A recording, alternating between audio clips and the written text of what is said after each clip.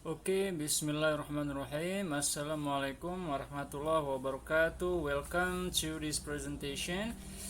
This is the article about the rise and fall of the Ottoman Empire and how it fits the Ibnu Khaldun's theory. And let's begin. First of all, why we choose the Ottoman Empire. Ottoman Turkey is a very interesting phenomenon to discuss. It was a nomadic nation, but eventually succeeded in establishing an empire that controlled a very large area. It ruled across three continents: Europe, Asia, and Africa. The Ottoman Empire is very well known, often discussed, frequently discussed empire, so its influence is so strong that we can still feel it today, both in terms of buildings, heritage objects, and cultural heritage. And what about the Ibn Khaldun's theory? What is his theory? Here are 5 phases of the development of a state described by Ibn Khaldun in his book Al-Muqaddimah. The first phase is the conquest phase. The second phase is the phase of eliminating rivals or enemies. The third phase is the phase to collect all the symbols of glory and wealth. The fourth phase is the phase to follow in the footsteps of the predecessors. The fifth phase is the spree phase. In this phase, the rulers no longer care about the future of the state, and the rulers spend their time immersed in lust and pleasure. And there are some relevant researches about the end of the Ottoman Empire. The first is M. Ken with his book The End of the Ottoman Empire in 2005, and also Ottoman Historiography and the Literature of Decline of 16th and 17th Century by Douglas A. 1988, and also Alexander Lyon McPhee with his book The End of Ottoman Empire in 2014. And there are some important statements which I want to spotlight. The first from Jirakman. He said that Ottoman Empire changed from the terror of the world to the sick man of the Europe. And beside that, Malcolm Yap said in The Making of Modern Middle East 1987 that the thesis of the sick man of Europe represented merely a historical fiction. Ottoman Empire in 18th up to 19th century was an active reforming state and not a sick man of Europe. And afterward, Malcolm Yap in The Making of Modern Middle East 1987 said, he asked why the Ottoman Turks survived so long. This is the important question that we should deliver, not asking why the Ottoman Empire declined, but we should ask why the Ottoman Turks survived so long, because they did survive so long. And afterward, looking at the Ottoman Empire using Ibn Khaldun's theory of 5 phases of a state. The first phase of Ottoman Empire is the establishment era.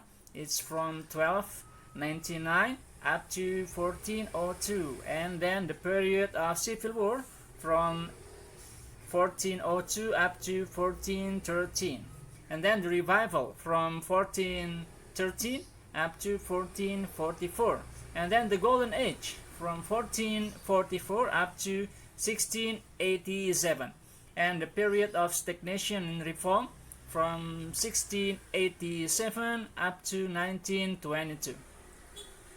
And we can see that in the first phase, as described by Ibn Khaldun, the ruler of the Ottoman Turks became a humble, dignified figure and became a role model for his people.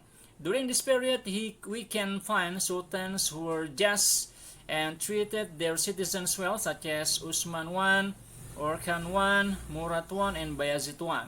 And the picture belongs to the Usman I. And in the second phase, according to Ibn Khaldun, it was the phase of eliminating political rivals. If we look at the history of the Ottoman Turks, we find there was a time when the Ottoman Turks experienced civil war and power struggles after the time of Bayazid. This period is suitable with the second phase theory in Ibnu Khaldun's theory, where finally the rulers of the Ottoman Turks managed to regain control of their power and beat their political rivals. This era ends with when the Ottoman Empire was controlled by Murad I and Murad II. The third phase, according to Ibn Khaldun, is the phase of accumulating wealth and glory. This phase is suitable with the heyday of the Ottoman Turks, from the time of Muhammad II to the time of Muhammad IV. During this period, the Ottoman Turks achieved important achievements that the rulers could not surpass after this period. The historians agree that the peak of Ottoman's glory was under the Suleiman the Magnificent. And this is the picture under the writings. And the fourth phase, namely the phase in which the Ottoman rulers tried their best to imitate their predecessors. They did not change anything and tried carefully to use the political strategies of their predecessors, which proved successful. The author argues that this phase is very much in accordance suitable with the stagnant phase that occurred in the Ottoman Empire from the time of Suleiman II until the time of Mustafa IV. The fifth phase, according to Ibn Khaldun, is the phase where the rulers are immersed in lust and pleasures, and they destroy whatever built by their predecessors. Until then, a country becomes old, sick, and collapses. The author argues that Ibn Khaldun's theory is not completely correct, because until its last days, the Ottoman Empire was still struggling to make improvements and reforms in various fields. Therefore, the author argues that when the Ottoman Turks began to enter a stagnant phase, namely the fourth phase, the Ottoman Turks moved back to the third phase, namely the phase of building glory by carrying out many reforms that had never been carried out by previous sultans. That way, finally, the Ottoman Turks could survive destruction, so that the Ottoman Turks could last long enough and manage to maintain their existence in the 19th century. This also answered the question of Yap, who asked why the Ottoman Turks survived so long. Final conclusion, the author argues that the Ibn Khaldun's theory mentions in this article generally are suitable with the historical fact that we found in the history of Ottoman Empire. We can assume that the Ibn Khaldun's theory of 5 phases of the life of a nation seems to be true, and can be used to analyze political developments of nations. We can answer the question from Malcolm Yap, why Ottoman Empire survived so long? The answer, because they did the reform needed to survive. They moved from the phase of stagnancy to the phase of acquiring glory, according to Ibn Khaldun's theory, which make the Ottoman Empire live longer. This is the presentation which I could deliver. Thank you very much for your attention, and I hope for questions or many correction or maybe addition from the whole participant. Thank you very much, and Assalamualaikum warahmatullahi wabarakatuh.